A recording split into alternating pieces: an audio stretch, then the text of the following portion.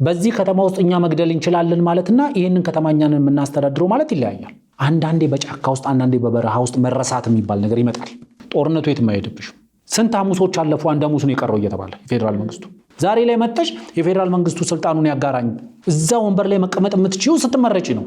አንድ የታጠቀ ቡድን የፈለገውን አድርጎ ሲያበቃ ተማሪዎችና አስተማሪዎች ሲረሽን ይውልና በድምጽና በምስል ቪዲዮ መረጃ እያለሽ ለምን ይሄን እናደረግሽ ስትሆን ያላደረኩም አይኔን ግንባር ያርገው ገለልተኛ አካል መጥቶ ያጣራ ይላል። ኦሮሞ መንግስት መሆኑ ምንድነው ችግሩ? የኦሮሞ መንግስት አይደሉም። በገዳ ውስጥ የምንማረው ነገር ምንድነው? ሰው ለስልጣን ሲል አይገዳደልም። ለስልጣን መግደልም መገደልም ተገቢ አይደለም። ለኦሮሞ ህዝብ መታገል ማለት የኦሮሞ ህዝብን መግደል ማለት አይደለም። ለአማራ ህዝብ መታገል ማለት አማራን መግደል ማለት አይደለም። ዛሬ ኦሮሞ ህዝብ ምን አይነት ሁኔታ ውስጥ ነው ያለው? ዛሬ የአማራ ህዝብ ምን አይነት ሁኔታ ውስጥ ነው ያለው? ሴቶች ላይ የጾታ ጥቃት እንዲደርስ አልፈልግም፣ ግን ጦርነት እደግፋለሁ ማለት አይቻልም። መንግስት ደካማ ነው፣ አንድ ሐሙስ ነው የቀረው ከተባለ አንቺ ከአንድ ሐሙስም በታች ስለቀረሽ ነው ማለት ነው ገፍተሽ መጣል ያልቻልሽው በተናጠል። ዛሬ ጠላት ካልሽው አካል በላይ አብረሽ ወድቀሽ አብረሽ ሞተሽ አብረሽ ተዋክተሽ ስልጣኑ ላይ ከመጣሽ በኋላ የሚቀየርብሽ ጠላት ይብሳል። ህወሓት መቼ መደራደር እንደነበረበት ባለማወቁ ነው። ሰላም ጤና ይስጥልን ተመልካቾቻችን፣ የብሪጅ ሚዲያ ነው። ከብሪጅ ሚዲያ ወቅታዊ ሀገራዊ ጉዳይ ላይ ትኩረት ያደረገው የዛሬው የዳሰሳ ፕሮግራማችን እነሆ ወደ እናንተ መድረሱን ጀምሯል።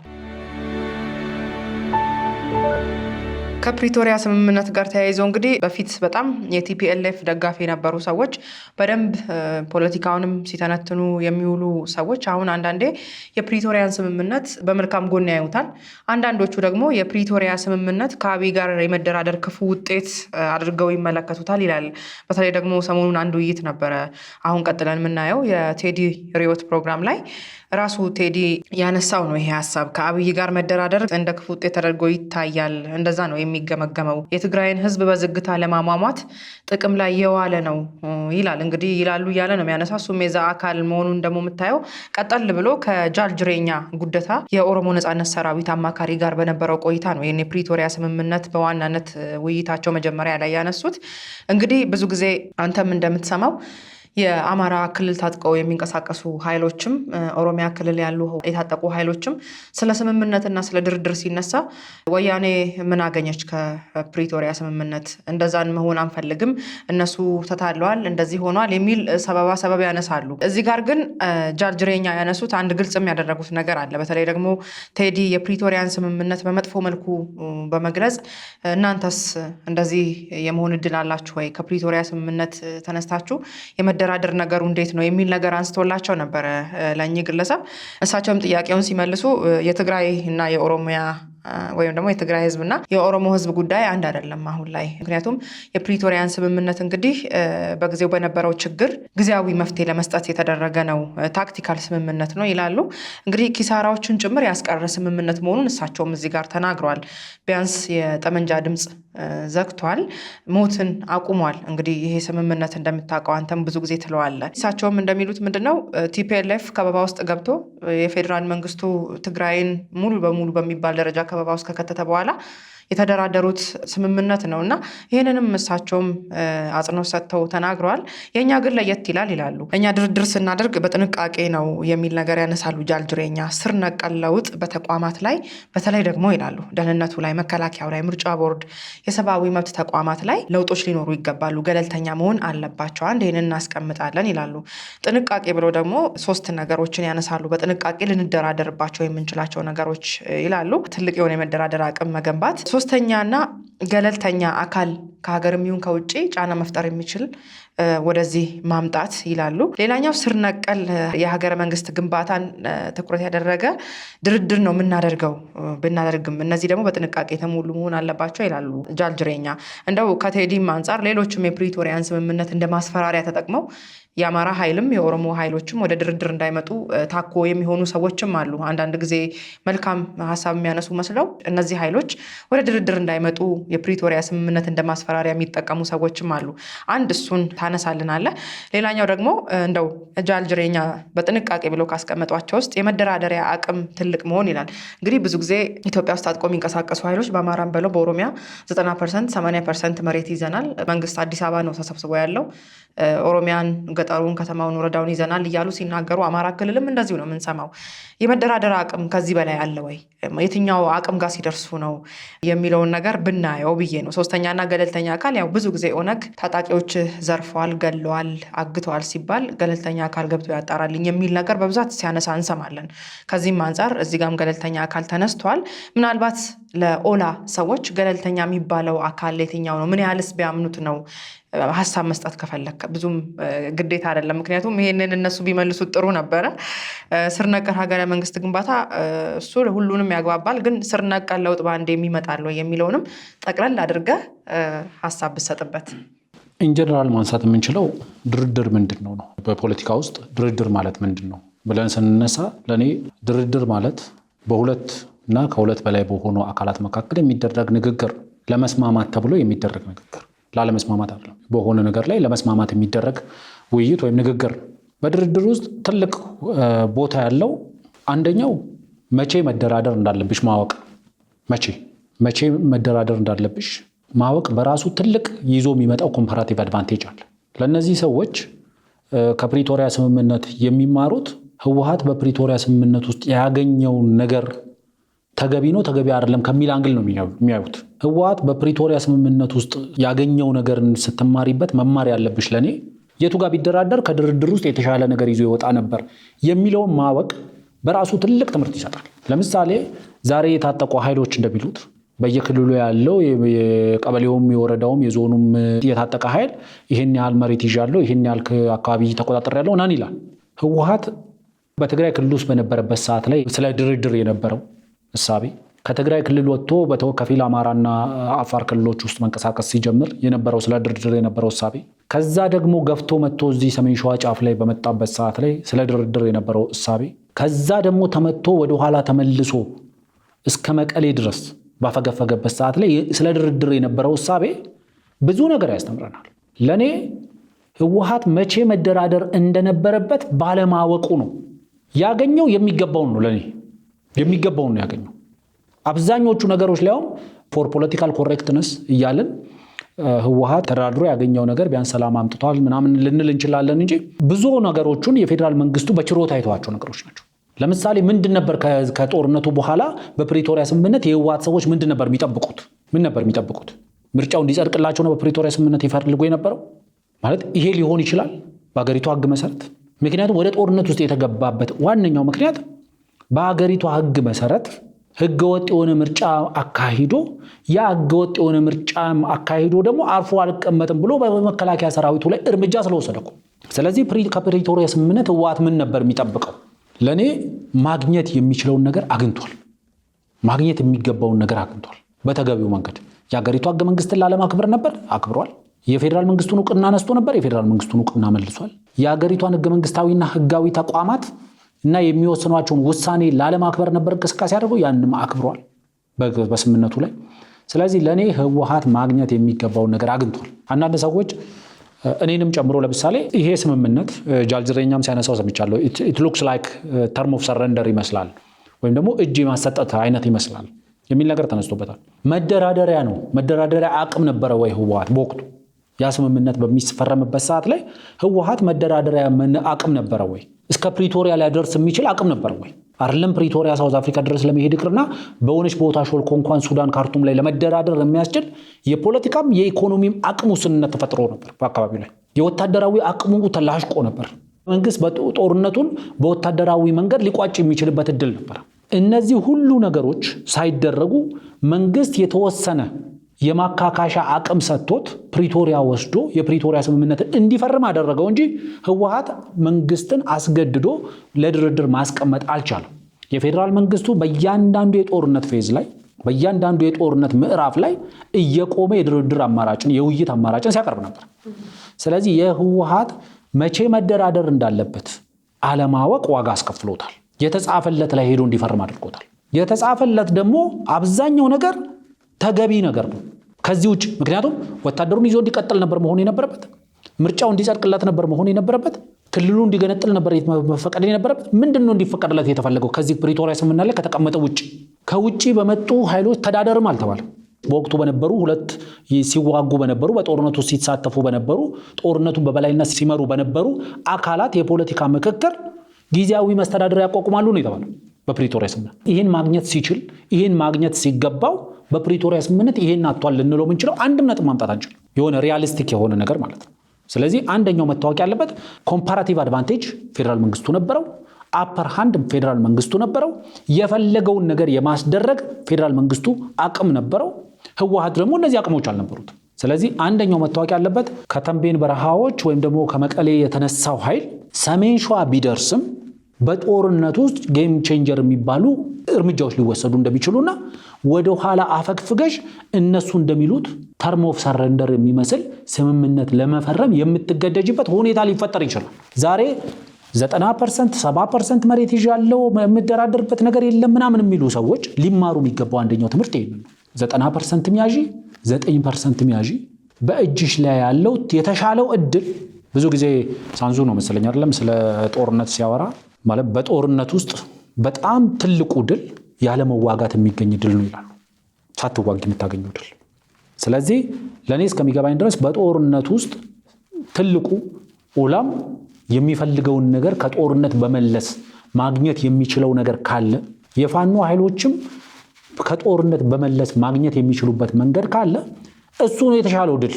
በድርድር የምታገኙ በውይይት የምታገኙ ሳትዋጊ የምታገኙ ዛሬ 9% የሚሆን 90% መሬት ይዣለው ብለሽ ብትቆፈሺ ይሄንን ልታጭ ትቻለሽ። በተደጋጋሚ ጊዜ ብለናል። የጆሴፍ ኮኒን አንስተናል። የሎርድ ሬዚስተንስ አርሚን እዚህ ሱዳን ውስጥ ያለው የፖለቲካ እንቅስቃሴዎችን አይተናል። አንዳንዴ በጫካ ውስጥ አንዳንዴ በበረሃ ውስጥ መረሳት የሚባል ነገር ይመጣል። መሰላሸት የሚባል ነገር ይመጣል። ተዋጊ ኃይሎችሽ መዳከም መላሸቅ ውስጥ ይገባሉ። ስለዚህ ዋናው ትልቁ ነገር ከፕሪቶሪያ ስምምነትና ህወሓት ካገኘው ከምናምኑ ጋር አያይዘሽ መማር ያለብሽ ነገር መቼ መደራደር እንዳለብሽ ማወቅ አለብሽ። ከመቼው በፊት ደግሞ መደራደር የሚባለው ነገር ግዴታ እንደሆነ አደ ኢንድ ኦፍ ዘ ዴይ በጠረጴዛ ዙሪያ እንደሚያልቅ ማንኛውም ነገር በጠረጴዛ ዙሪያ እንደሚያልቅ ማወቅ ያስፈልጋል። ዛሬ የሆነ ቦታ ጋር ስትደርሺ ነገ ያንን ወደፊት እጨምራለሁ ብቻ አይደለም መታሰብ ያለበት። ወደ ኋላም ልታፈገፍጊ ትችላለሽ። ዛሬ ድል ስለተቀዳጀሽ ነገም ሌላ ድል ሊጨምርበትና ነገ ደራደራለሁ ያለሽ ነገ ደግሞ ያንን ድል ስትጨምሪበት ደግሞ እስቲ ቆይ አንድ እርምጃ ልጣጋት ያለሽ እንደዛ እየተባለ ከዛ በሆነ ምክንያት ወደ ኋላ መቀልበስ ይመጣና አሁን የምታሟርቹ አይነት የፕሪቶሪያ ስምምነት ላይ በተሽ ትቀመጫለሽ ማለት ነው። ስለዚህ አንደኛው እሱ ነው። ሁለተኛው ለምሳሌ እሳቸው እንዳሉት ታክቲካል ስምምነት አይደለም የፕሪቶሪያ ስምምነት ወይም ደግሞ ቴምፖራሪ ስምምነት አይደለም። የፕሪቶሪያ ስምምነት በቃ በጣም እንትን ሆነን ካየነው የፕሪቶሪያ ስምምነት ትልቁ የቤት ስራውን የሰራው በትግራይ ክልል ውስጥ ያለውን ጦርነት ማስቆም መቻሉ ነው። ጦርነቱ ቀጣይነት እንዳይኖረው መሰራት የነበረባቸው ስራዎች በተገቢው መንገድ የተሰሩም አሉ ያልተሰሩም አሉ። ካልተሰሩት መካከል ለምሳሌ በሁለቱ ተዋጊ ኃይሎች መካከል የፖለቲካ ድርድሮች ማድረግ አልተቻለም። ፖለቲካል በርጌን የሚባለው ማለት ነው። ፖለቲካ መደራደሮች፣ ፖለቲካ ውይይቶች፣ በልዩነቶቻቸው ላይ መነጋገር የሚባሉ ነገሮችን መስራት ነበረባቸው። እነዚህ የፖለቲካ ልዩነቶችን ማጥበብ ከተቻለ ማጥበብ፣ ካልሆነ ደግሞ በልዩነት ደረጃ ተቀብሎ መቀጠል የሚቻልበትን አውድ መፍጠር ይቻል ነበር። ይሄ አለመሰራቱ አንድ የፕሪቶሪያ ስምምነት ውስንነቱ ነው። ሌላኛው መነሳት ያለበት 3 ነገር ብለው እርሳቸው የደረደሩት የመደራደር አቅምን መገንባት ሲባል የመደራደር አቅምሽን የምትገነቢው እንዴት ነው መቼ ነው የሚባለው? ጦርነትን በመቀጠል ውስጥ ነው መደራደር አቅምሽን የምትገነቢው። ምክንያቱም ጦርነቱ የትም አይሄድብሽም። ዛሬ ብትደራደሪ ዛሬና ነገ ይሞቱብሽ የነበሩ ሰዎችን ታተርፊያለሽ። ትገዬ የነበረውን ዜጎችሽን ታተርፊያለሽ። ስለዚህ መደራደር ሁል ጊዜም ለመደራደር ትክክለኛው ሰዓት ለዛፍ ለመትከል ትክክለኛው ሰዓት የሚባለው ተመሳሳይ ነው። ብዙ ጊዜ ዛፍ ለመትከል ትክክለኛው ሰዓት ትላንትና ነበረ፣ ከትላንት የተሻለው ሲባል ዛሬ ነው ይባላል። ለመደራደር ትክክለኛው ሰዓት ትላንት ነበረ፣ ከትላንትና ደግሞ ቀጣዩ የተሻለው ጊዜ ደግሞ ዛሬ ነው። ስለዚህ የታጠቁ ኃይሎች መደራደርን መጥላትም መጸየፍም የለባቸው ዋቴቨር ፖዚሽን ላይ ቢሆኑ ማለት። ምክንያቱም ቅድም እንዳልኩት ያለ ጦርነት የሚያገኙት ድል የሚገኘው በመደራደር ውስጥ ነው፣ በመነጋገር ውስጥ በመወያየት ውስጥ ነው። አዎ የፕሪቶሪያ ስምምነት ለምሳሌ ህወሓት የመደራደር አቅሙን ሰሜን ሸዋ በነበረበት ሰዓትና ተመልሶ መቀሌና በተከፊል ተንቤን በረሃ ላይ በወረደበት ሰዓት ላይ የነበረው የመደራደር አቅሙ እኩል አልነበረም። ብዙ ነገሮችን ማስገደድ ይችል ነበር። አትሊስት ምርጫውን እንደው ባትቀበሉኝ እንኳን ከዛ በፊት የነበረው ምክር ቤት ይዤ ልቀጥል ብሎ እንኳን ቢያንስ መደራደር የሚችልበትን እድሎች አሟጦ ጨርሶ ስለነበረ የመደራደር አቅሙ ፖዚቲቭሊ አልነበረ። ስለዚህ የመደራደር አቅሙ ተዳክሞ ነበረ። ሶስተኛ ወገንን በተመለከተ ግን ህወሓት ሶስተኛ ወገኖችን አስቀምጦ ተነጋግሯል። የተደራደረው በሶስተኛ ወገኖች ፊት ነው። የፕሪቶሪያ ስምምነት የተፈረመው በሶስተኛ ወገኖች ዛሬ ላይ ተነስቶ የፕሪቶሪያ ስምምነት የተፈረመው የፌዴራል መንግስቱንም ህወሓትንም ምዕራባውያኖች አስገድደውት ነው የሚባል ነገር አለ። የፌዴራል መንግስቱን የሚያስገድዱበት አቅም አልነበረም። ቢያስገድዱትማ ኖሮማ ፕሪቶሪያ ላይ ዛሬ ህወሓት የሚጮህባቸውን መፈረም አልነበረባቸውም። እኛ ሳናቃቸው ነው፣ ሳንሰማቸው ነው፣ ሳንስማማባቸው ነው የሚባሉ አንቀጾችን ያስወጡለት ነበር። በአንድ የውጭ ድረገጽ ላይ ዶክተር ደብረጽዮን እንደተናገሩት ነው ፌዴራል መንግስቱ የፈለገው 100% ነው ያገኘው ብሏል። ወይዘሮ ፈትለወርቅ በሆራይዘን ፍሪ ሚዲያ ላይ ለምሳሌ የፌዴራል መንግስቱ የፈለገውን ያገኘው በፕሪቶሪያ ስምምነት ብሏል። የፌዴራል መንግስቱ የፈለገውን ያገኘው ለምንድን ነው? የመደራደር አቅሙ ከፍተኛ ስለነበር። አንድ የመደራደር አቅሙ ከፍተኛ ነበር። ሁለት ደግሞ የፌዴራል መንግስቱን ለማስገደድ አቅም የነበራቸው ሰዎች ቦታው ላይ አልነበሩ። የፌዴራል መንግስቱ ጽፎት የሄደውን ነገር ጠረጴዛ ላይ ነው ያስቀመጠው። ከዛ በኋላ ሰም ሞዲፊኬሽንስ ተካሂዷል። የፌዴራል መንግስቱ በተወሰነ በችሮታ በሚመስሉ ነገሮች የተዋቸው ያለፋቸው ከፕሪቶሪያ ስምምነት በኋላም የፌዴራል መንግስቱ የትግራይ ክልል ውስጥ ያለው ሰላም ዘላቂ እንዲሆን ከጊዜያዊ መስተዳድሩ ውስጥ ራሱን ጎትቶ እስከ ማውጣት አካታች እንዲሆን እስከ መፈለግ የጸጥታ ተቋማቱን የደህንነት ተቋማቱን በትግራይ ክልል ውስጥ የሚያደርጉትን እንቅስቃሴ በመገደብ በብዙ መንገድ ለስኬታማነቱ ጦሯል። ቅድም የዘረዘርናቸው ፎር ኮንፊደንስ ቢልዲንግ ተብሎ በህወሓት ላይ የተጣሉትን ዝርዝርና ፌዴራል መንግስቱ ላይ የተጣሉትን ዝርዝር ስናይ ፌዴራል መንግስቱ 100% በሚባል ደረጃ የተጣለበትን ግዴታ ሲወጣ የህወሓት ኃይሎች ግን የተጣለባቸውን ግዴታ ሙሉ ለሙሉ አልተወጡም። አሁንም ስለ ኢትዮጵያ ግዛት አንድነት፣ ስለ ኢትዮጵያ ሉዓላዊነት አሁንም ጥያቄ ውስጥ ናቸው። አሁንም ከታጠቁ ኃይሎች ከሀገር ውስጥ የታጠቁ ኃይሎች ጋር ለመስራት ላይታች ሲሉ ነው የምታገኛቸው። አሁንም ከውጭ ኃይሎች ጋር ለመነጋገር፣ ለመተጋገዝ፣ ለመተባበር ላይታች ሲሉ ነው የምታያቸው። አሁንም የዝርፊያ መዋቅራቸው እንዳለ ነው። አሁንም ከህዝቡ አጉሮሮ ላይ የነጠቁ መብላታቸው እንዳለ ነው። ስለዚህ ለእኔ እስከሚገባኝ ድረስ ጃልጅሬኛ እንዳነሳው የመደራደር አቅም መገንባት አለበት። የመደራደር አቅምሽ በዓላማሽ ላይ መሰረት ያደርጋል። ለእኔ እስከሚገባኝ ድረስ የምትደራደሪው ይዘሽው የምትመጪው ዲማንድ ሪያሊስቲክ ነው ወይ?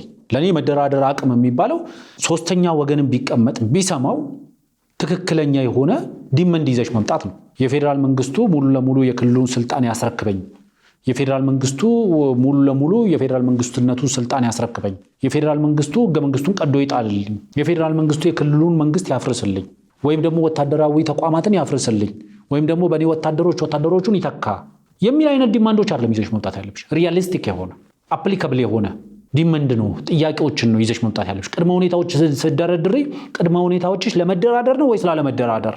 እነዚህ ናቸው ለእኔ የመደራደር አቅም የሚባሉት እንጂ የመደራደር ወታደራዊ ምን ያህል ወታደር አለው፣ ምን የማድረግ አቅም አለው።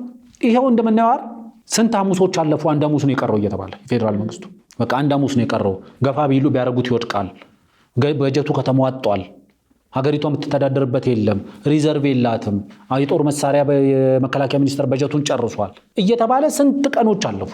ስለዚህ ለእኔ እስከሚገባኝ ድረስ አንድ የመደራደር አቅም ማለት መቼ መደራደር እንዳለብሽ ያወቅሽ ቀን የምትፈጥሪው አቅም ነው። የመደራደር አቅም ማለት ዲማንድ የምታደርጋቸው ሪያሊስቲክ የሆኑ ዲማንዶች ናቸው፣ ህዝባዊ ድጋፍ ያላቸው ዲማንዶች ናቸው። እነሱ ናቸው የመደራደር አቅምሽን ከፍ የሚያደርጉልሽ። ከዛ በኋላ ደግሞ ሌሎች ሶስተኛ ወገኖች አንተ ይሄንን ብትሰጠው የህግም ወይም ደግሞ የሞራልን ተጠያቂነት አይኖርብህም ብለው ሊያግዙሽ የሚችሉት የምታቀርቢያቸው ጥያቄ።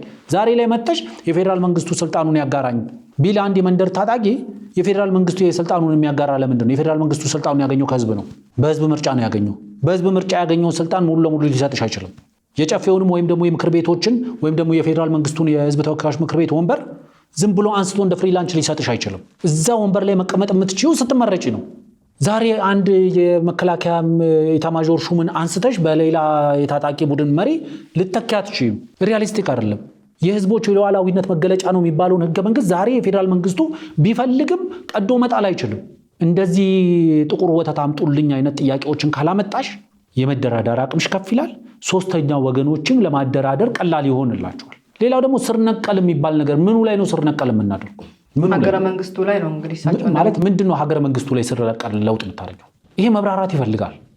ይሄ ፓላታብል በሆነ ደረጃ ማምጣት ያስፈልጋል። ምኑ ጋር ምን ማድረግ? ለምሳሌ ስር ነቀል ለውጥ የሚፈልጉ ነገሮች አሉ። ስር ነቀል ለውጥ የማይፈልጉ በሪፎርም መታለፍ የሚችሉ ነገሮች አሉ። ስር ነቀል ለውጥ ስለተባለ በቃ ትልቅ ነገር አድርጎ ማቅረብም አያስፈልግም። እስካሁንም ስር ነቀል ለውጥ እኮ መንግስት ራሱ እንደሚለው ስር ነቀል ለውጥ ማምጣት አልቻለም። ግን በተወሰነ ደረጃ የሆኑ ግራጁዋል የሆኑ ለውጦችን እናያለን። አሁን ስር ነቀል የምትለዋ ደግሞ ተቃዋሚዎች ጋርም ደርሳለች። በተለይ የታጠቁ ኃይሎችም ስር ነቀል ለውጥ እስከሚመጣ ሀገሪቱ ላይ ይሄ መንግስት ወርቆ እንደዚህ እስከሚሆን ድረስ እንታገላለን ምናምን የሚሉ ለምሳሌ ጃልጅሬኛ የሚፈልጉት ስር ነቀል ለውጥና በአማራ ክልል በረሃ ውስጥ ያሉ ሰዎች የሚፈልጉት ስር ነቀል ለውጥ በፍጹም ይለያያል። እንመጣበታለን እሱን በኋላ ላይ። ስለዚህ ዋናው መሰረታዊ ነገር ለምሳሌ ጋዜጠኛ ቴዎድሮስም ይጠይቃቸዋል። ህገ መንግስቱ ባለበት እንዲቀጥል ነው የምትፈልጉት ወይስ እንዲሻሻል ነው? እንዲሻሻል ነው የምፈልገው ካለ ሊተባበራቸው ደጅ እየጠናቸው ካሉ ታጣቂ ኃይሎች ጋር መቀያየም ውስጥ ሊገባው ነው። አይ እኛ እንዲሻሻል እንፈልጋለን ካለ ከራሱ ኮዝ ጋር ሊጋጭ ሆነ። ስለዚህ በተቻለው መጠን ለማድበስበስ የሚሞከርበት ሁኔታ አለ። ስለዚህ ዋናው መሰረታዊ ነገር ለኔ ማንኛውም እዚህ ሀገር ውስጥ የሚደረጉ ጦርነቶች አብዛኞቹ የምንከፍልባቸው ዋጋ፣ የምናወድምባቸው ንብረት፣ የሚባክንባቸው ሀብት፣ የሀገር ሀብት በድርድርና በውይይት ለሚፈታ ምክንያት ነው። ለዛ እጅግ በጣም ማፈርም ማዘንም አለብን። በድርድር መፈታት ለሚገቡ ችግሮች፣ በድርድር መፈታት ለሚችሉ ልዩነቶች፣ በድርድር መመለስ ለሚችሉ ጥያቄዎች የሰው ህይወት እየቀጠፍን ነው። ሀብት ንብረት እያወደምን ነው። በሀገር በብድርና በእርዳታ ያከማቸቻቸው ንብረቶችም መሰረተ ልማቶችም እየወደሙ ነው። ይሄ ማንኛችንም ሊያሳዝነን ይገባል። ስለዚህ መታወቅ ያለበት ዛሬ ላይ ቆመን ገለልተኛ አካል ሲባል እሰማለሁ። ለምሳሌ ብዙ ቦታ የሆነ ቦታ ጋር አንድ የታጠቀ ቡድን የፈለገውን አድርጎ ሲያበቃ ገለልተኛ አካል መጥቶ ያጣራ ይላል። ገለልተኛ አካል ለእነዚህ ሰዎች ምን ማለት እንደሆነ አውቃለሁ፣ ይገባኛል። ገለልተኛ አካል ማለት እነሱ የሚሉትን የሚልላቸው ሰው ማለት የነሱ አካል ያልሆነ፣ የነሱ አባል ያልሆነ፣ የነሱ ፔሮል ላይ የሌለ ግን እነሱ የሚሉትን የሚልላቸው ሰው ገለልተኛ። የፈለግሽውን ሰው አምጥተሽ እነሱ ከሚሉት በተቃራኒ ነው የተደረገው ቢላቸው ይሄ ሰው ገለልተኛ አይደለም። በዚህ ሀገር ገለልተኛ የሚባል ነገር ከሚገባው በላይ ጥቅም ላይ ይዋላል። ከሚገባው በላይ ፊት ለፊት ላለ ለሚታይ ተማሪዎችና አስተማሪዎችን ሲረሽን ይውልና በድምፅና በምስል ቪዲዮ መረጃ እያለሽ ለምን ይሄን እናደረግሽ ስትሆን ያላደረግኩም አይኔን ግንባር ያድርገው ገለልተኛ አካል መጥቶ ያጣራ ይላል። የምን ገለልተኛ አካል ነው ለዚህ የምታመጭለት? አሁን በተለይ ደግሞ በኦላም በፋኖም በኩል የምናያቸው ነገሮች አሉ። ታጣቂዎቻችሁ እዚህ ቦታ ላይ ሰው አግተዋል፣ ሰው ገለዋል፣ ሰው ረሽነዋል፣ ደፍረዋል ተብለው ሲከሰሱ እንዲሁም ደግሞ ከመንግስት ጋር ተደራድረው የሚገቡ የነሱ የሆኑ በፊት የነሱ የነበሩ ከዛ ግን የመንግስትን የሰላም አማራጭ የወሰዱ ኃይሎች ሲገቡ ከነዚህ ጋር ተመሳሳይ ምላሽ ነው የሚሰጡት። አንደኛው ከኔ አፈንግጦ የወጣ ነበር፣ ከኔ ከወጣ ቆይቷል ይልሃል።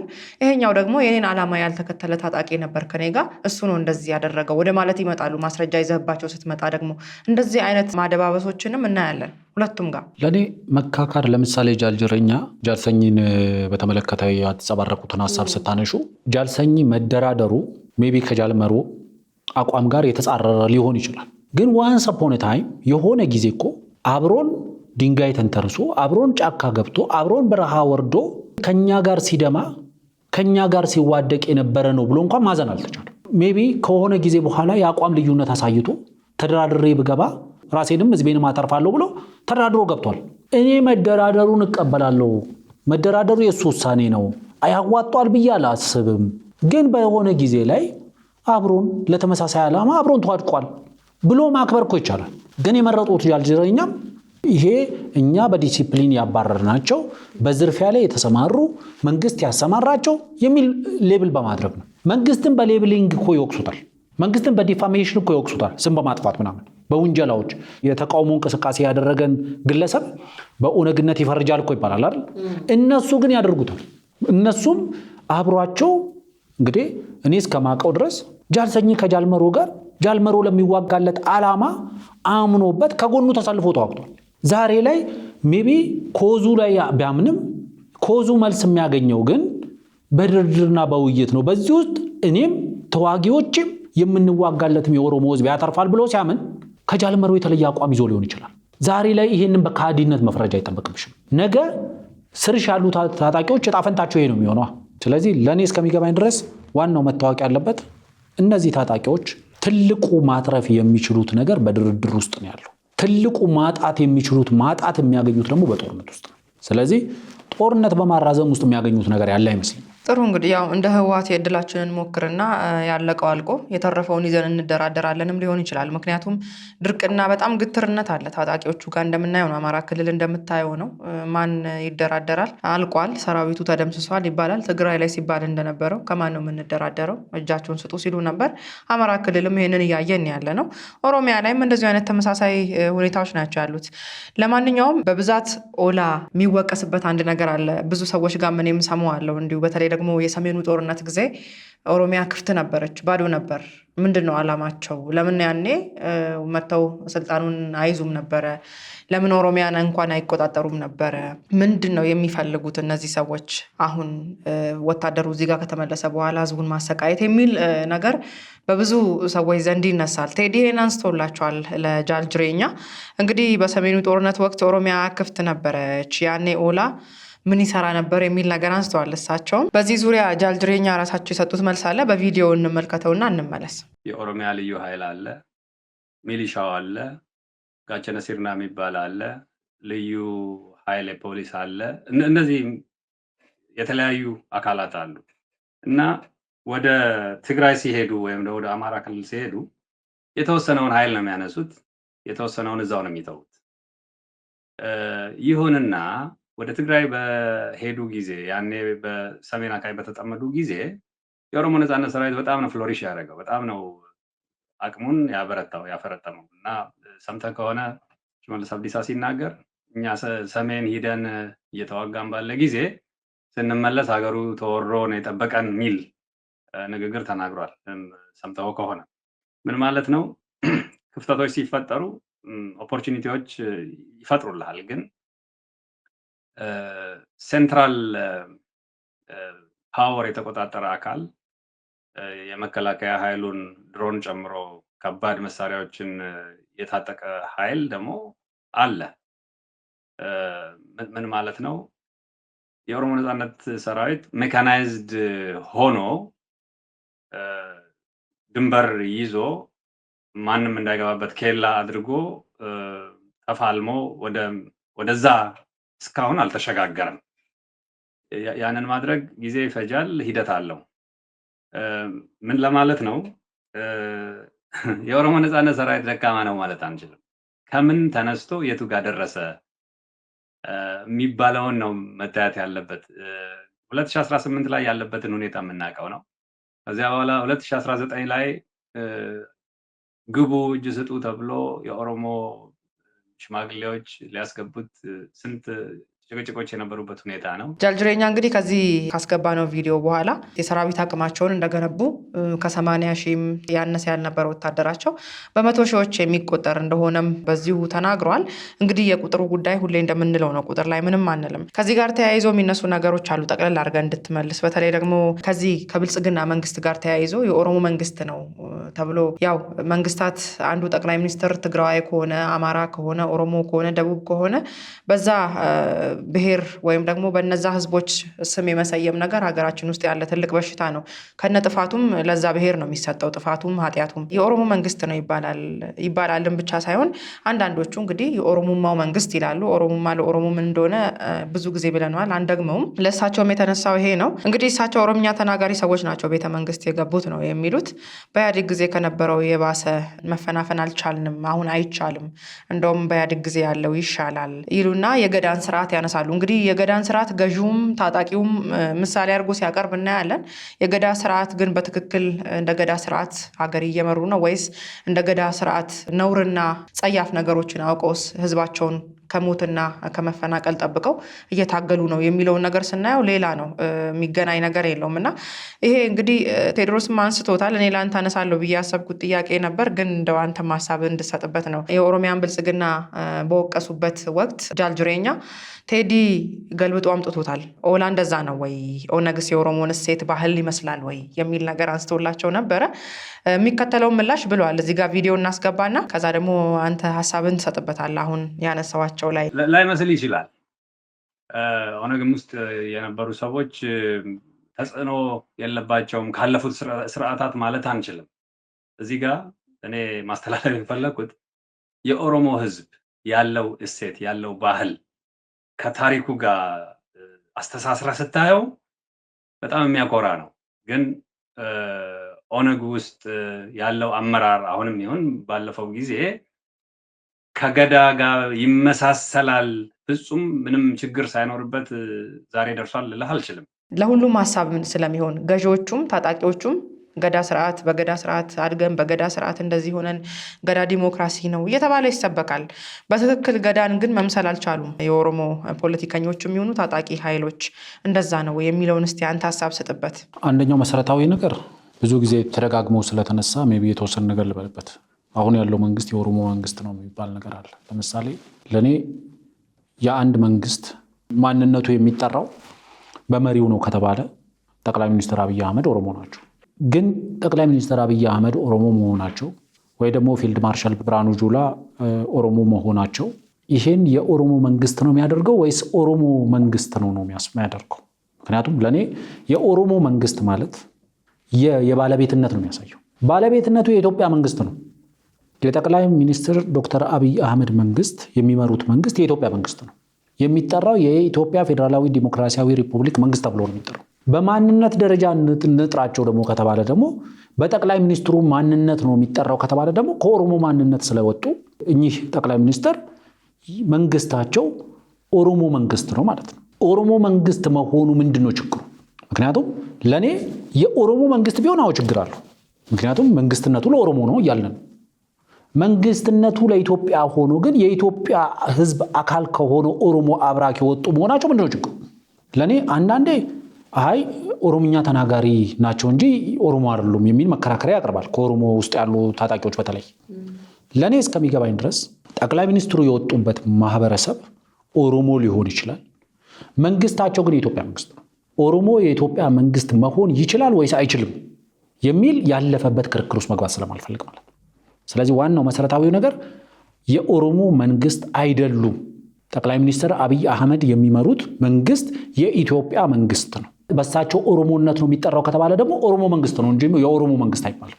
ይሄ በግልጽ መቀመጥ አለበት። ሁለተኛው ነገር ለእኔ ብዙ ምንትን ማድረግ የሌለብን ነገር የገዳ ስርዓት ሙሉ ለሙሉ እንያዘው ከተባለ የገዳ ስርዓት አሁን ባለው ዘመናዊ ዲሞክራሲ በሚባለው ስርዓት ውስጥ የገዳ ስርዓት ሙሉ ለሙሉ አስተዳደራዊ ስርዓት አድርጎ ማምጣት ይቻላል።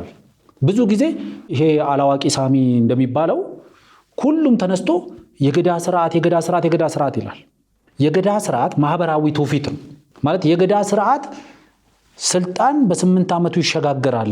ስልጣን የሚሸጋገረው ደግሞ ፒስፉሊ ነው። እሱ ስልጣን ላይ መቆየቱ አላግባብ መቆየቱ ትክክል አይደለም። ከ8 ዓመት በላይ መቆየት ትክክል አይደለም ሲባል ለስልጣን መዋጋትም ትክክል አይደለም። በዲሞክራሲ ስርዓት ውስጥ አገራት በ4 ዓመት ወይም ደግሞ በ5 ዓመት ወይም ደግሞ አንዳንዶች በ6 ዓመት ምርጫ አድርገው መንግስታቸውን ይቀይራሉ በዲሞክራሲ ስርዓት ውስጥ። ስለዚህ ዋናው ነገር ስልጣን በዘመናዊው ዲሞክራሲ በምርጫ ነው። በገዳ ሲስተም ውስጥ በምርጫ አይደለም። ዛሬ ላይ ቆመሽ ወይ ደግሞ የዛሬ 8 ዓመት ማን ፕሬዝዳንት ይሆናል ወይ ደግሞ ማን አባገዳ ይሆናል ለሚለውን ህዝቡ ወጥቶ መርጦ አይደለም የሚያደርገው። በገዳ ስርዓት ውስጥ የዛሬ 40 ዓመት አባገዳ የሚሆነውን ዛሬ ማወቅ ይቻላል። ይህን የገዳ ስርዓት ዛሬ ላይ አምጥተን የሀገር ማስተዳደሪያ ቱል አድርገን ልንጠቀምበት እንችላለን ወይስ አንችልም የሚለው መታየት አለበት። ብዙ ጊዜ የኦሮሞ ፖለቲከኞች፣ የኦሮሞ ሂስቶሪያንስ፣ የኦሮሞ ኢትኖግራፈርስ ይህን አብራርተው ለማስረዳት ሲሞክሩ ላይ ዋናው መሰረታዊው ነገር በገዳ ውስጥ ልንማርባቸው የሚገቡ መሰረታዊ ነገሮች አሉ። ዋናው መሰረታዊ ነገር በገዳ ውስጥ የምንማረው ነገር ምንድን ነው? ሰው ለስልጣን ሲል አይገዳደልም፣ ሰው አባገዳ ለመሆን ሲል አይገዳደልም የሚለውን እንማርበታለን። ስልጣን ፔሪዮዲካል መሆኑን ፔሪዮዲካሊ በሚመጣ መንገድ እንደምትተካኪ። ዘመናዊው ዲሞክራሲ በህዝቦች በማጆሪቲ ቮት ሲስተም ነው ስልጣን ላይ የምትወጪው። ብዙሃኑ ድምፅ ካገኘሽ ነው ስልጣን ላይ የምትወጪው። በገዳው ሲስተም ደግሞ እንደዛ አይደለም። ዛሬ ላይ ቆመሽ የዛሬ 40 ዓመት ማን አባገዳ ይሆናል ማወቅ ይቻላል። ጃልጁሬኛ በገዳ ሲስተም ውስጥ አትጋጭም አትጋደልም የሚል ሀሳብ ያነሳሉ። የእሳቸው ቡድን ግን እዚህ ጋር እየተጋደለ ነው እንግዲህ ወደ ስልጣን ለመምጣት እያሰበ ያለው። ስለዚህ ዋናው ነገር ሁልጊዜም አንቺ እየተዋጋሽ ለስልጣን ስትይ ውጊያ ውስጥ እየገባሽ በገዳ ስርዓት ለስልጣን ውጊያ የለም ሲባል ያኛውን ወገን ብቻ አይደለም ክሪቲሳይዝ የምታደርገው ራስሽንም ይሰራል። ስለዚህ ዋናው ነገር በኦሮሞ ባህል፣ በኦሮሞ ትውፊት፣ በኦሮሞ ባህል ውስጥ የሌለ ለስልጣን መገዳደል ውስጥ ገብተናል። ስለዚህ እኔ እስከሚገባኝ ድረስ አሁን ባለው ነባራዊ ሁኔታ፣ አሁን ባለው ዘመናዊ ዓለም የገዳ ስርዓትን በነበረው ከነቱ ፊቱ ይዞ ባህላዊ አስተዳደር ስርዓት አድርጎ መቀጠል ይቻላል። አሁን ባለፈው ከጥቂት ሳምንታት በፊት ቦረና ላይ እንደነበረው ጉጂ ላይ እንደሚሆነው በሌሎች አካባቢዎችም በቱለማዎችም እንደሚያደርጉት የገዳ ስርዓት ባህላዊ የአስተዳደር ስርዓት ሆኖ መቀጠል ይችላል። ፓራራሊ አሁን ለምሳሌ በእንግሊዝ ውስጥ የሲምቦሊክም በሚባል ደረጃም ባይሆን እንግሊዝ ውስጥ ሞናርኪያል ሲስተሙ አለ፣ የንጉሳዊ ስርዓቱ። በዚህ በኩል ደግሞ ዘመናዊ አስተዳደር ስርዓት አለ። ፓራራሊ ለንጉሳዊ ስርዓቱ የተሰጡ ስልጣኖች አሉ፣ ለኖርማል መደበኛ መንግስት የተሰጡም ስልጣኖች አሉ። በኦሮሚያ ክልል ውስጥም እንደዚህ አይነት ፓራራል የሆኑ ነገሮች ማስኬድ ይቻላል። ባህላዊ የሆኑ የአስተዳደር ስርዓቶችን በእንደዚህ አይነት የገዳ ስርዓቱን በዚህ ውስጥ እያደገ እየጎለበተ እየዳበረ የሚሄድበትን ፓራራል የሆነ መንገድ መፍጠር ይቻላል። ግን የገዳ ስርዓቱን አምጥተን አሁን ወዳለው ነባራዊ የፖለቲካ አስተዳደር ስርዓት ውስጥ ማምጣት ግን አይቻልም። ምክንያቱም በገዳ ስርዓት ሰዎች በማጆሪቲ ቮቲንግ ሲስተም አይደለም ወደ ስልጣን የሚወጡት። ወደ ስልጣን የሚወጡት በሰርክል ነው፣ በዙር ነው የሚመጣው። ስለዚህ ኦሮሚያ ክልል ውስጥ 5 ፖለቲካ ፓርቲዎች አሉ ብለን እንውሰድና የገዳ ስርዓቱን ወደዚህ እናምጣው እንኳን ብንል እነዚህ 5 የፖለቲካ ፓርቲዎች በየ8 ዓመቱ ወንበር ይቀያየራሉ ነው፣ በሜሪት አይደለም። የዛሬ 40 ዓመት አባገዳ የሚሆነው ሰውዬ ዛሬ ይታወቃል ስንል ወይ ደግሞ የዛሬ 40 ዓመት በኋላ አባገዳ የሚሆነው ሰው ሲመረጥ ቆንጆ ነው ቆንጆ አይደለም፣ ሀብታም ነው ሀብታም አይደለም፣ አጭር ነው ረጅም ነው ወፍራም ነው ቀጭን ነው ብለሽ አወዳድረሽ አይደለም። በዛ ሰዓት ላይ ያ የተባለው ግለሰብ የሚገኝበት ኤጅ ግሩፕ አባገዳ ለመሆን የሚያስችለው ኤጅ ግሩፕ ላይ ካለ ከዛ ማህበረሰብ ውስጥ ያ ሰውዬ አባገዳ ይሆናል። ያ አባገዳ ቀጭን ሊሆን ይችላል ወፍራም፣ ድሃ ሊሆን ይችላል ሀብታም፣ ቆንጆ ሊሆን ይችላል አስቀያሚ፣ እሱ ችግር የለው፣ እሱን ኮንሲደር አያደርግም። የፖለቲካ ፓርቲዎችን በእንደዚህ አይነት ሲስተም የተተካኩ ዛሬ ፓርቲ ኤ ስልጣን ይዛል፣ ከ5 ዓመት በኋላ ፓርቲ ቢ ስልጣን ይዛል፣ ከዛ እንደዛ እየተባለ ከሆነ የሚሆነው ምንድን ነው? ደካማ ፓርቲዎች፣ በቂ ፍልስፍና የሌላቸው፣ በቂ ፕሮግራም የሌላቸው፣ በቂ ፖሊሲ የሌላቸው ሰዎች ወደ ስልጣን ሊመጡ የሚችሉበት እድል አለ ማለት ነው። እድል ማግኘት ስላለባቸው፣ ምክንያቱም ሳይክሉ ዞሮ ለነሱ ጽዋው መድረስ ስላለበት። ይሄንን ዛሬ ላይ ማድረግ እንችላለን ነው ከተባለ አንችልም። ማድረግ የምንችለው ዛሬ ሰዎች በሐሳብ ተሞጋግተው፣ በሐሳብ ተከራክረው፣ በሐሳብ ተወያይተው፣ በሐሳብ ተበላልጠው፣ ሐሳባቸውን በሐሳብ ገበያ ላይ ሸጠው ብዙ ገዢ ያገኘው ሰው ወደ ስልጣን የሚወጣበት፣ ብዙ ገዢ ያላገኘው ሰው ደግሞ ተመልሶ ለገበያ ይዞ የወጣውን የሐሳብ ሸቀጥ ከእንደገና ሪዲዛይን የሚያደርግበት ማለት ነው አሁን ያለው ዘመናዊ ዲሞክራሲ ስርዓት። ስለዚህ ለኔ እስከ በተደጋጋሚ ጊዜ ሜቢ ረዘም አድርጌ ለማየት የሚሞክርኩ በተደጋጋሚ ጊዜ የኦሮሞ ፖለቲከኞችም ራሳቸውን በገዳ ስርዓት ውስጥ ለመደበቅ የሚያደርጉት ጥረት ነው።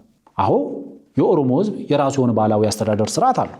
ነገ በሆነ ቻንስ መደበኛ የሆኑ የመንግስት አገልግሎቶች ባይኖሩ የኦሮሞ ህዝብ ሊተዳደርበት የሚችለው በየቀየው በየአረዳው በየአድባሩ ስር ሊያድርበት የሚችለው አስተዳደራዊ ባህል አለው። ቢያንስ አደጋ ውስጥ አይወድቅም።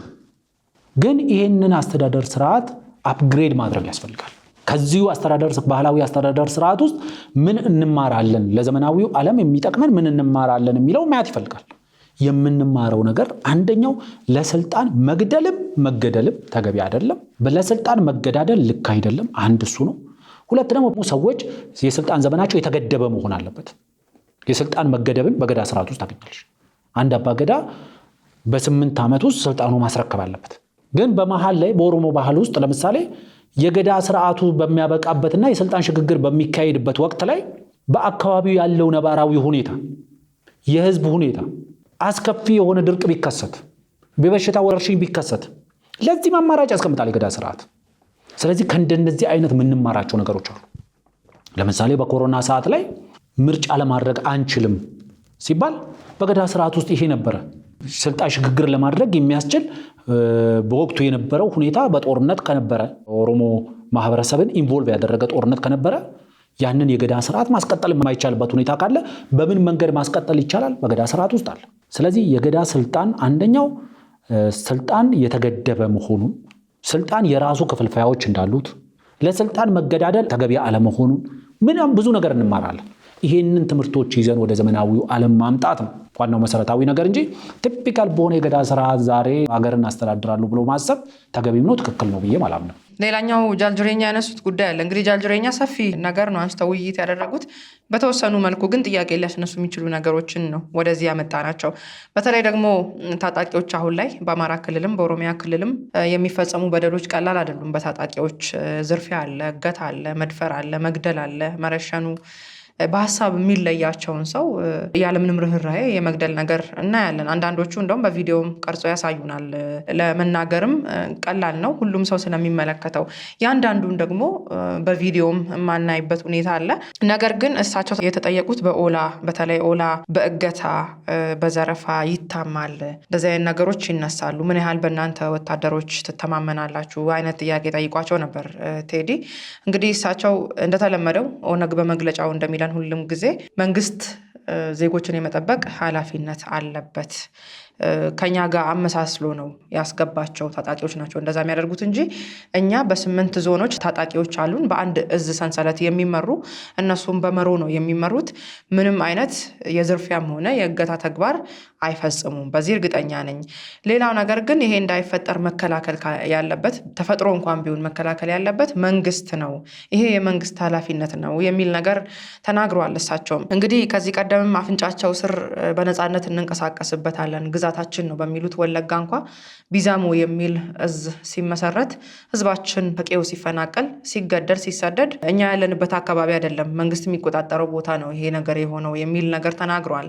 እንደው እስከ መቼ ነው ያላከኩስ ህዝባችን በመሀል ዋጋ የሚከፍለው? እንግዲህ ህዝብ ነው። እሳቸውም ብለዋል እስካሁን ድረስ በውጊያም ዙሪያ ሲያወሩ እኛ የከፈልነው መስዋዕትነት ብዙም መስዋዕትነት አልከፈልንም ነው። ያው እንግዲህ መንግስትን ኃይል ገለናል እኛ ግን ብዙ አልሞትንም የሚለው የታጣቂዎች አመል ነው።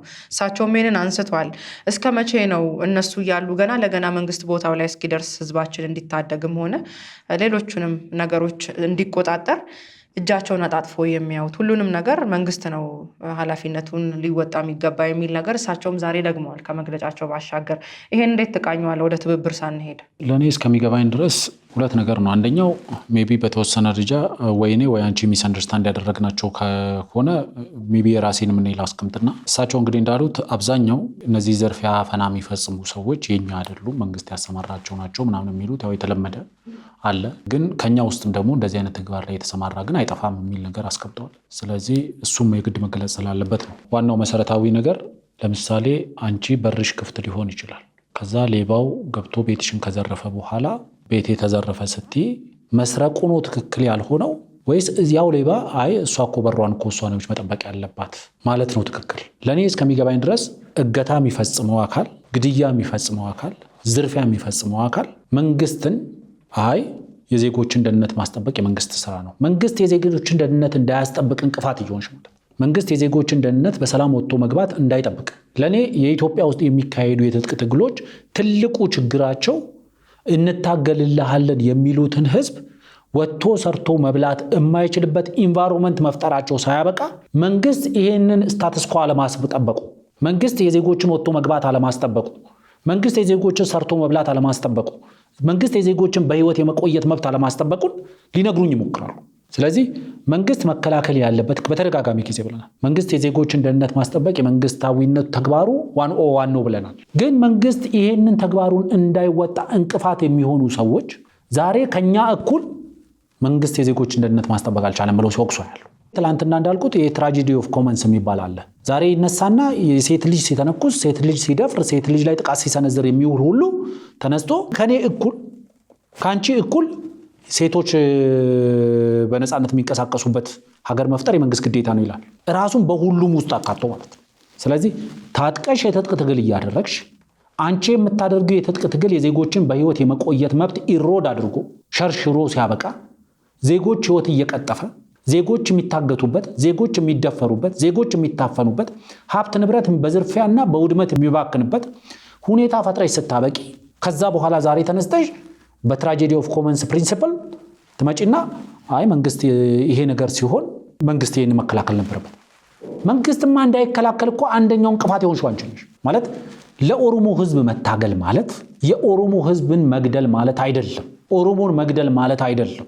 ለአማራ ህዝብ መታገል ማለት አማራን መግደል ማለት አይደለም። ለምሳሌ የትግራይ ህዝብ በህወሓት ጦርነት ምክንያት አልቲሜት የሆነው ፕራይስ ትልቁን ዋጋ የከፈለው የትግራይ ህዝብ ነው። እሞትልሃለሁ ያለው ህወሓትን ሞቶ ያዳነው የትግራይ ህዝብ ነው። ዛሬ የትግራይ ህዝብ ምን አይነት ሁኔታ ውስጥ ነው ያለው? ዛሬ ኦሮሞ ህዝብ ምን አይነት ሁኔታ ውስጥ ነው ያለው? ዛሬ የአማራ ህዝብ ምን አይነት ሁኔታ ውስጥ ነው ያለው ብለን ራሳችንን መጠየቅ ያስፈልጋል። ከዚህ በላይ ህዝብ ጠልነትም የለም።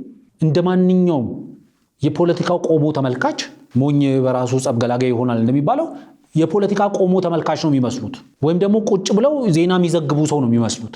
በዚህ በኩል ውጊያ ትደግፊያለሽ፣ በዚህ በኩል የዜጎችን መፈናቀል፣ የዜጎችን መደፈር፣ የዜጎችን መገደል፣ የሀብት ንብረትን መዘረፍ፣ መውደም ደግሞ ታወግዣለሽ። ሁለቱንም ማድረግ አይቻልም። you can't have the cake and eat it እንደሚባለው ማለት ነው። ኬኩ እንዲኖርሽም ፈልገሽ መብላትም ፈልገሽ ሊሆን አይችልም። ከበላሹ ኬኩ አይኖርሽም፣ ኬኩ ካለሽ አልበላሽም። ስለዚህ ሁለቱንም ነገር ጦርነትን እደግፋለሁ፣ ዜጎች እንዲሞቱም አልፈልግም፣ መሰረተ ልማትም እንዲወድም አልፈልግም፣ ሀብት ንብረት እንዲዘረፍ አልፈልግም፣ ሰዎች እንዲፈናቀሉ አልፈልግም፣ ሴቶች ላይ የጾታ ጥቃት እንዲደርስ አልፈልግም። ግን ጦርነት እደግፋለሁ ማለት አይቻልም። ይሄ ነው ኬኩ የሚኖረኝ ልብላውም የሚያስብለው።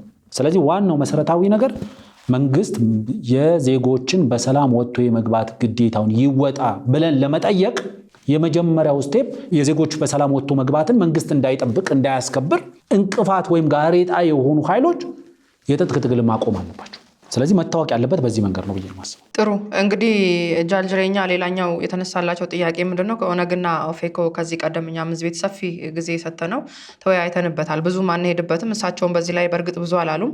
ኦነግና ኦፌኮ በኢሊሊ ሆቴል ያደረጉትን ስብሰባ አንስተው ያው እንግዲህ መንግስት ነው የሰበሰባቸው እንጂ በነፃነት እዛ ሀገር ላይ እንደዚህ አይነት ስብሰባዎች ማካሄድ አይቻልም ነበር፣ ከጀርባው የኢትዮጵያ መንግስት አለበት የሚል ነገር ያነሱና ስለ ሰሜኖቹ ተነስቶላቸዋል። እንግዲህ አንድ ሰሞን ሰሜኖቹ እየመጡ ነው የሚል ነገር ራሳቸው ፈብርከው ሲያወሩት ነበረ።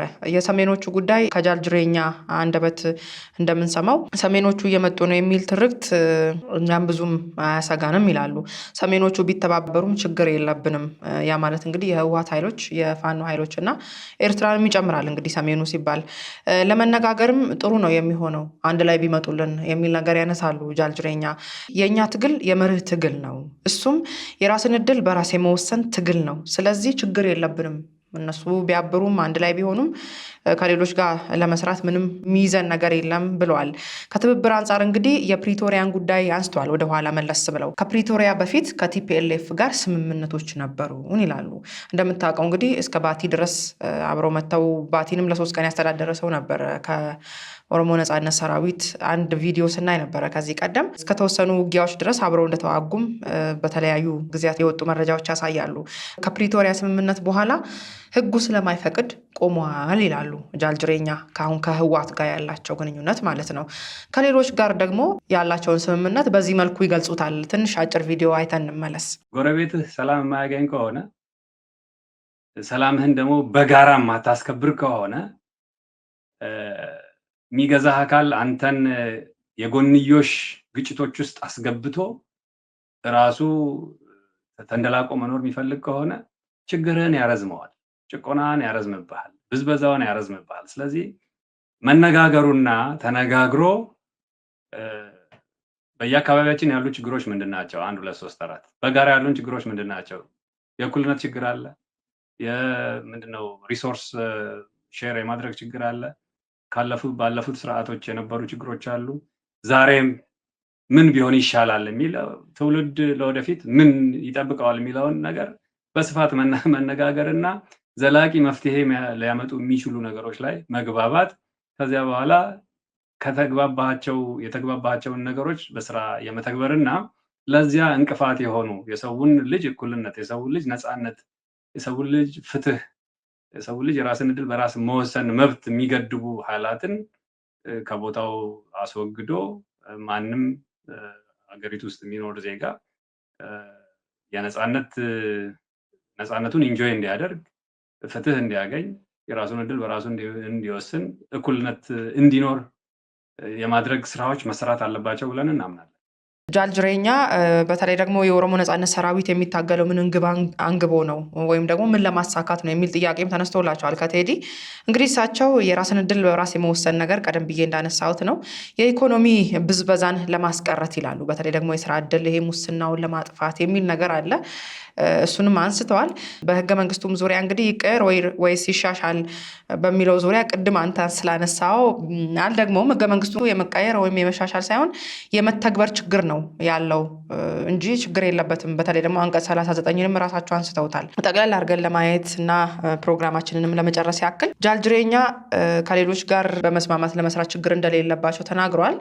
የነበሩ እንቅስቃሴዎችም ይሄንን ያሳያሉ። ሌላኛው ኃይል በተለይ የፋኖ ኃይል ህገ መንግስቱ ይሻሻል ሳይሆን ከናካቴው ይቀየር፣ ሲቀየር ደግሞ እኔን በሚጠቅም መልኩ እኔን በሚመስል መልኩ በተለይ አማራን በሚመስል መልኩ የአማራን ጥቅም ያከበረ የአማራን መብት ያከበረ ህገ መንግስት ነው መሆን ያለበት እያሉ በኢሌቶቻቸው በኩል ብዙ ጊዜ ሲናገሩ እንሰማለን። እዚህ ጋር ህገ መንግስቱ ትክክል ነው የመተግበር ችግሩ ነው እንጂ እያልክ እዛ ጋር ደግሞ ህገ መንግስቱ ሙሉ ለሙሉ ተቀዶ መጣል አለበት እኔ ለስቃይና ለመከራ የዳረገኝ ህገ መንግስቱ ነው ከሚለው ኃይል ጋርስ እንዴት ሊደራደሩ ነው? በምን መልኩ በምን አግባብ ይደራደራሉ? ሁለቱ በህገ መንግስቱ ላይ ያላቸው ርቀት በጃልጅሬኛ በኩልም ታይቷል። እንዴትስ አይነት አካሄዶች ሊሄዱ ነው? ወይስ እንደተለመደው ያው የኦሮሞን ጉዳይ ወደ ጎን እየተውክ ሂደር እያልክ ለመቀጠል ነው የሚለውንም ነገር ከእሳቸው ንግግርና ሀሳብ ተነስተ ምን ተረዳ? ብዙ ነገር የሚጨምረው ነገር ያለ አይመስለኝም። ምክንያቱም ተደጋጋሚ እዚህ ቤት ስለው የነበረ ነገር ነው። ለምሳሌ እሳቸውም ሲያነሱት ሌሎች ራሳቸውን የሰሜን ኃይል ብለው የሚጠሩትም ሰዎች ሲያነሱት በተደጋጋሚ ጊዜ የምሰማው ቅድም እንዳልኩት ይሄ መንግስት ደካማ ነው፣ ይሄ መንግስት አንድ ሐሙስ የቀረው ነው፣ ገፋ ቢደረግ የሚወድቅ ነው ምናምን እየተባለ ይዘረዘርና ግን ካልተጋገዝን አንጥለውም ደግሞ ይላሉ። ይሄ ፈጽሞ እርስ በርሱ የሚጋጭ ነገር ነው። ምክንያቱም መንግስት ደካማ ነው፣ አንድ ሐሙስ ነው የቀረው ከተባለ አንቺ ከአንድ ሐሙስም በታች ስለቀረሽ ነው ማለት ነው ገፍተሽ መጣል ያልቻልሽው በተናጥል። እኔ እስከሚገባኝ ድረስ አንድን ነገር ገፍቶ ለመጣል የሚታገሉ 4ም 10ም ወይም 40ም የሆኑ ኃይሎች ካሉ እነዛ ኃይሎች ያንን አንድ ነገር ገፍቶ ለመጣል ከሆነ የሚታገሉት እየተጋገዙ ነው ማለት ነው ባይ ፕሪንሲፕል። ምክንያቱም ለምሳሌ ፋኖ የጠቅላይ ሚኒስትር አብይ አህመድ መንግስትን መጣል ፈልጋለሁ ብሎ ይዋጋል። ኦላ የጠቅላይ ሚኒስትር አብይ አህመድ መንግስትን መጣል ፈልጋለሁ ብሎ ይዋጋል። ሌሎች የታጠቁ ኃይሎችም እንደዚህ አይነት ውጊያ ያደርጋሉ። እየተጋገዙ ተጋግዘዋል። ኦንሊ ቲንግ የቀረው ወረቀት ላይ ቁጭ ብሎ መፈራረም ካልሆነ በስተቀር ማለት ነው። አንድ የታጠቀ ኃይል በየመንገዱ ላይ በየተለያዩ አውድ በየተለያዩ ሚዲያ ላይ ቀርቦ መንግስቱ ደካማ ነው፣ የጠቅላይ ሚኒስትር አብይ አህመድ መንግስት ደካማ ነው ብሎ ይነግርሽና ግን ካልተባበርኩ ካልጥለውም ካለ እኔ ከሱ የባሰ ደካማ ነኝ እያለ ነው። ለእኔ ጠንካራ ነው፣ ለብቻዬ ከሆንኩኝ ከኔ ይሻላል ማለት ነው መንግስት። ስለዚህ የግድ መተባበር አለብን ለመጣል። ስንተባበርስ በምን አይነት መንገድ ነው? ወንዙን ስንደርስ እንሻገረዋለን በሚል መንገድ። ለምሳሌ ጃልጅሬኛ እዚህ ጋር ስለ አንቀጽ 39 ያነሳል። ህገ መንግስቱ በጣም ብዙ እንትኖች አሉት። ለምሳሌ አንቀጽ 39 ይላል። እኔ እስካሁን ድረስ ከኦሮሞ ፖለቲከኛ ሆኖ አንቀጽ 39 ተገቢ አይደለም የሚል አይቻልም። ኦሮሞ ፖለቲከኛ ሆኖ ስፔሻሊ ኦሪጂናሊ ፍሮም ብሮድ ሳውዝ ሆኖ አንቀጽ 39 አያስፈልገኝም የሚል ሰው የለም።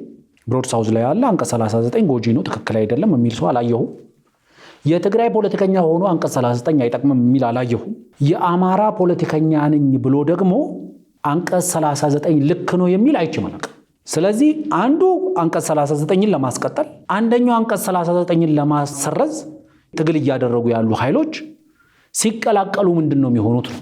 በሂሳብ ስሌት የፖዚቲቭ እና ኔጌቲቭ ሲደመሩ ዜሮ ነው ቫልዩአቸው፣ እርስ በርስ ይጠፋፋሉ ወይ ደግሞ የትልቁን ነገር ይወስዳሉ። ለምሳሌ ኔጌቲቭ 3 እና ፖዚቲቭ 3ን ብትቀላቂያቸው ዜሮ ነው ቫልዩአቸው። ስለዚህ ለኔ እስከሚገባኝ ድረስ እነዚህ ኃይሎች አንድ ደካማነታቸውን እየነገሩን ነው። ምክንያቱም መንግስት ደካማ ነው ግን ካልተባበርን አንጥለው ነው እያሉ ያሉት። ደካማ መሆናቸው ብቻ አይደለም ይበቃቸው፣ ደግሞ እርስ በእርስ የሚጋጭ እርስ በእርስ የሚጠፋፋ አጀንዳ ነው ያላቸው። ለኔ በኦሮምኛ ነምኒ ጉያ ቦፈላሌ ሀልከን ጋዲ ጢታ ቡላ የሚባል አባባል አለ። ቀን እባብ ያየ ማታ ጋዲ ሲረግጥ ያድራል። ጋዲ ማለት ላሞች ሲታለቡ እግራቸው የሚታሰርበት ገመድ ማለት ነው። ስለዚህ ዋናው መሰረታዊ ነገር ኦነግ መርህ አልባ የሆነ የመርህ ድርጅት ነው፣ የመርህ ትግል ነው እያደረግን ያለ ነው ይላሉ አይደል? መርህ ምንድነው ለኦነግ? መርህ ለኦላ ምንድነው? እሳቸው እንደሚሉት ከሆነ የራስን እድል በራስ የመወሰን የሚል ነው። ስለዚህ ያንን መርህ መሰረት አድርገሽ እንዴት አድርገሽ ነው ከፋኖ ታጣቂዎች ጋር አብረሽ ልትሰሪ የምትችይው? አንቺ የመርህ ነው ፕሪንሲፕል ነው። እኔ የምታገለው ራስን በራስ የማስተዳደር መብቴን የራስን እድል በራስ የመወሰን መብቴን እስከ መገንጠል ድረስ ለማስከበር ነው ብለሽ እየተዋጋሽ ይሄ ነው መርሄ ይሄ ነው ፕሪንሲፕል ብለሽ ውጊያ እያደረግሽ የፋኖ ኃይሎች ደግሞ የአገሪቷን ግዛታዊ አንድነት በአህዳዊ መንገድም ቢሆን በንጉሳዊ ስርዓትም ቢሆን ማስጠበቅ ስለሚያስፈልግ አንቀጽ 39 የሚባል ነገር ቀዶ መጣል አለበት አንቀበልም ነው እያሉት። ከነዚህ ጋር እንዴት ተተባበራለች ታዲያ? ያው የጋራ ጠላትን ለመጣል ነው እንግዲህ ጠላት ብሎ የፈረጁት ኃይል ስላለ ዛሬ ጠላት ካልሹ አካል በላይ አብረሽ ወድቀሽ አብረሽ ሞተሽ አብረሽ ተዋክተሽ ስልጣኑ ላይ ከመጣሽ በኋላ የሚቀየርብሽ ጠላት ይብሳል። ኦነግ ይሄ ታሪክ ሁለተኛ ዙር ሊሆንበት ነው ከተሳካ ማለት ነው። የመሳካት እድሉ በጣም ሬር ቢሆን ኦነግ ከህወሓት ጋር በነበረው ጉዞ ያደረገው ታሪክ ይሄንን ነው። ለምሳሌ ምን ሁለተኛ ሶስተኛም ዙር ማለት እንችላለን። ቴዎድሮስ ማንስቶታል። ከዚህ በፊት እኔ በተደጋጋሚ ሳነሳው ነው። በሲኒየሪቲ ኦነግ ከህወሓት ይበልጣል በእድሜ ቀድሞ 2-3 ዓመታት ቀድሞ አይ ቲንክ ኦነግ በ1957-58 አካባቢ ነው፣ ህወሓት በ1960ዎቹ አካባቢ ነው የተመሰረተው። እሱም መሰረት አድርገን ከሰራን በሲኒየሪቲ የሚበልጠው ኦነግ ከህወሓት ጋር ተዋክቶ ሲያበቃ ከህወሓት ጋር ታግሎ ሲያበቃ የደርግ ስርዓትን አስወግዶ ሲያበቃ ህገ መንግስት ጽፎ እስከ ማጸደቅ እንኳን አብሮት መቆየት አልቻለም። በከበባ ውስጥ ተጥሎ ሰራዊቱ በተለያየ አራርቆ ካሰፈሩት በኋላ እንዳይደራረስ እንዳይተጋገዝ እንኳን ተደርጎ ተደብድቦ ነው ከሽግግር መንግስቱ እንዲወጣ የተደረገው። ያ መከዳታ አንድ ህወሓት የፌዴራል መንግስቱ ላይ ጦርነት ባወጀበት ሰዓት ላይ ኦነግና ህወሓት ከሌሎች የኢትዮጵያ የፖለቲካ ኃይሎች ጋር በመተባበር በሚል የሽግግር መንግስት አቋቁሞ ነበር። ሰሙዌር ኖርዝ አሜሪካ አካባቢ ላይ የት ይግባ የት የማይታወቅ ሽግግር መንግስት ማለት ነው። ህወሓት የሚያዋጣኝ መደራደር ነው መስማማት ነው ሲል ኦነግን ፍቃድ ጠይቆ አልተደራደረም። ከሽግግር መንግስቱ ልወጣ ነው ብሎ አላሳይ ጀስት ፍሬቻ ሳያሳይ ነው ዩተርን አርግቶ የተመለሰው። መከዳት 2 አሁን ለመከዳት 3 ነው እያሟሟቀሉት። ለኔ የምትታገዩ የራስን እድል በራስ ለመወሰን ከሆነ የምትታገዩ የኦሮሞን ህዝብ ጥቅም ለማስጠበቅ ከሆነ የኦሮሞን ህዝብ የራስን በራስ የማስተዳደር በራስ እድል የመወሰን መብት ለማስጠበቅ ከሆነ የኦሮሞ ህዝብ እያለቀ አይደለም ይሄ መጠበቅ ያለበት። የኦሮሞ ህዝብ እየኖረ ነው። የኦሮሞ ህዝብ ሰላሙን እያጣ አይደለም። ኦሮሞ ህዝብ ሰላሙን እያገኘ ነው። በዚህ መንገድ ነው ሊጠበቅለት የሚችለው። ይሄንን ለማስጠበቅ ይሄንን ለማጥፋት ከሚታገሉ ኃይሎች ጋር ልትተባበር ግን አትችልም። ቅድም እንዳልኩት ነው ኦሮሞ ሆኖ with full confidence ስለምናገር ማለት ነው ኦሮሞ ሆኖ የኦሮሞ ፖለቲከኛ ሆኖ አንቀጽ 39 ጎጂ ነው የሚል ሰው አይቼ እንደማላቀው ሁሉ የአማራ ፖለቲከኛ ሆኖ በተለይ የፋኖ ትጥቅ ትግል እያደረገ ያለ ኃይል አካል ሆኖ አንቀጽ 39 የብሔር ብሔረሰቦች እኩልነት የራስን በራስ የማስተዳደር በራስ እድል የመወሰን መብትን መከበር አለበት የሚል ሰው የለም። ለምንድነው የምትዋጊው? ይሄንን ለማሰረዝ ነው። ለምንድነው የምትዋጊው? ይሄንን ለማስፈጸም ነው። ልዩነቱ በዚህ ደረጃ ነው። እነዚህ ኃይሎች ናቸው እንተባበራለን የሚሉት። ስለዚህ ለኔ እስከሚገባኝ ድረስ አንደኛው የሚነግሩን የተሳሳተ ካልኩሌሽን አለ። የጠቅላይ ሚኒስትር አብይ አህመድ መንግስት ደካማ ነው የሚል ግን ደካማ ቢሆንም እኛ ከሱ በጣም ሞር ደካማ ስለሆነ ካልተደመርን ካልተባበርን ካልተጋገዝን ካልተዛዘልን ልንጥለው አንችልም። እሳቸውም አንድ የፋኖ አመራሮች እንደሚሉት አይነት አጠቃላይ ደካማ መንግስት ከመሆኑ የተነሳ ወደ አዲስ አበባ እየተሰበሰበ ነው ያለው። ወረዳና ቀበሌን መቆጣጠር አልቻለም። እኛ ብዙ ወረዳና ቀበሌዎችን ተቆጣጥረናል የሚል ነገር አንስተዋል። የጠነከረው ነውም አንልም፣ ህዝባዊ መሰረትም የለውም የሚል ነገር በዚሁ ጨምሮ አንስተዋል። ጃልጆሬኛ እንግዲህ ደካማውንና ህዝባዊ መሰረትም የሌለውን ደካማ መንግስት ብሎ የሚጠሩትን መጣል ካቃታቸው እንግዲህ ምናልባት ለመሸካከምና ተባብሮ ደግሞ ለመሞከርም ሊሆን ይችላል። የዜሮ ድምሮች ነው የሚሆኑት ቢተባበሩ። ምክንያቱም ደካማዎች ከሌላ ደካማ ጋር ቢተባበሩ ሞር ደካማ የመሆን እድል ይኖራቸዋል። መርህ የሌለው ፕሪንሲፕልድ ያልሆነ ግንኙነት ስትፈጥሪ እየተዳከምሽ ትሄጃለሽ እንጂ እየጠነከርሽ አትሄጂም። ምክንያቱም ከሌሎች የአማራ ፋኖ ታጣቂዎች ጋር መተባበር ያልቻለ ተባብሮ የአንድ የአማራ ፋኖ መፍጠር ያልቻለ ኃይል እንግዲህ በዚህ ጉዳይ ላይ ሜቢ 2-3 ቀን መጠበቅ ይኖርብናል ብዬ ነበረ። እነመሳይ በ2-3 ቀን ውስጥ ፋኖ የድል ብስራቱን ያበስረናል ያሉ ስለሆነ 2-3 ቀን መጠበቅ ይኖርብናል ብዬ ነበር። ግን ዋናው ነገር እርስ በእርሱ መተባበር ያልቻለ ኃይል ጋር ሄደሽ ብትተባበሪ የምታመጪው ለውጥ የለም። ስለዚህ ዋናው መሰረታዊው ነገር 90% ይዣለው በአንድ ማዕከል ላይ ተሰብስበዋል፣ የአዲስ አበባ መንግስት ሆኗል ምናምን ብትይም ዛሬ ኦሮሚያ ክልል ውስጥ ያሉ ዞኖችን ያሉ ወረዳዎችን ያሉ ከተሞችን እያስተዳደረ ያለው መንግስት በስም ጠቅሰው ይሄንን ዞን እኛንን እያስተዳደርን ያለ ነው የሚሉት ነገር የለም። ይሄንን ከተማ እኛን የምናስተዳድረው የሚሉት የለም። በዚህ ከተማ ውስጥ እኛ መግደል እንችላለን ማለትና ይሄንን ከተማ እኛንን የምናስተዳድረው ማለት ይለያያል። አዎ ዛሬ በየትኛውም የኦሮሚያ ከተማ ውስጥ መግደል ይችላሉ፣ ዜጎች ላይ ጉዳት ማድረስ ይችላሉ። የፋኖ ታጣቂ ኃይሎች በየትኛውም የአማራ ክልል ከተማ ውስጥ በየትኛውም የአማራ ክልል ቀበሌ ውስጥ ጉዳት ማድረስ ይችላሉ። ምክንያቱም የመሸጉት ህዝብ ውስጥ ስለሆነ። ግን መግደል መቻልሽ፣ ህዝብ ማፈናቀል መቻልሽ፣ ህዝብ ማሰቃያት መቻልሽ ግን ያንን ከተማ እያስተዳደርኩት ነው ማለት አይደለም። እያስተዳደር ያለው መንግስት መንገዱን የሚሰራው፣ የልማት ተግባራትን የሚሰራው፣ ግብር የሚሰበስበው፣ አገልግሎት የሚሰጠው፣ መታወቂያ የሚያድሰው፣ ህዝብ በሰላም ወጥቶ እንዲገባ ስር የህይወትና የአካል መስዋዕትነት የሚከፍለው እሱ ነው እያስተዳደር ያለው። ማስተዳደር ማለት በመግደል ሳይሆን ማስተዳደር ማለት ለህዝብ የሚያስፈልገውን አገልግሎት በማቅረብ ነው። ለህዝብ ጤና አገልግሎት እየሰጠ ያለው ማን ነው? ኦሮሚያ ክልል ውስጥ ወይስ ሙሉ ለሙሉ የጤና አገልግሎት ተቋርጧል? ኦሮሚያ ውስጥ ለህዝብ የትምህርት አገልግሎት እየሰጠ ያለው ማን ነው? ሙሉ ለሙሉ የትምህርት አገልግሎት አልተቋረጠም። የቀበሌ ውስጥ የሚሰጡ አገልግሎቶች ማን ነው እየሰጠ ያለው? ማዳበሪያ እያሰራጨ ያለው ማን ነው? የማዳበሪያ ገንዘብ እየሰበሰበ ያለው ማን ነው? ግብር እየሰበሰበ ያለው ማን ነው? ይሄንን ማድረግ ነው መንግስት የሚያስብልሽ እንጂ ይሄን ማደናቀፍ አይደለም መንግስት የሚያስብለው። መልካም አፈወርቅ፣ ሁሉም ጉዳይ ላይ እንግዲህ በቂ የሚባል ማብራሪያ ሰጥተሃል። እኛም እናጠቃል የምትጨምረው ነገር ከሌለ። ተመልካቾቻችን፣ የዛሬው ወቅታዊ ሀገራዊ ጉዳይ ላይ ትኩረት ያደረገው የዳሰሳ ፕሮግራማችን ይሄን ይመስል ነበር። አፈወርቅ በደዊና ዮሚዩ አበበ ከእናንተ ጋር ቆይታ አድርገናል። መልካም ምሽት።